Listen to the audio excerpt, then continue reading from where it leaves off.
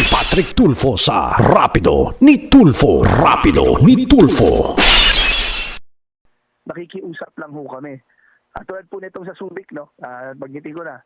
Itong sa Yes, sir. Cargo Plus, naghihintay pa ho kami dyan ng patis po para doon sa may mga commercial boxes, no, para alam nila. Naghihintay pa po kami nung waiver nung port charges. So yun po yung aming wino-workout ngayon, no. Para hindi naman po makarga doon sa mga kababayan natin na magki-claim nung balikbayan boxes. Opo. Opo. So, matagal kaya yung waiver, attorney. Salamat po, attorney, at inunin niyo na po yung Cargo Plus at maraming nanonood sa atin ngayon, Cargo Plus. Yung kayang waiver, sir, matatagalan at ano sir ang susunod na hakbangin kapag nabigay na po sa inyo yung waiver na yan?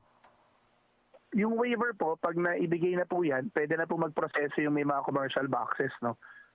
Yun naman pong nasa balikbayan box talaga i-donate natin sa DMW. I think napirmahan na po ni Commissioner Rubio yung deed of donation at papunta na po sa DMW. Alright. Okay.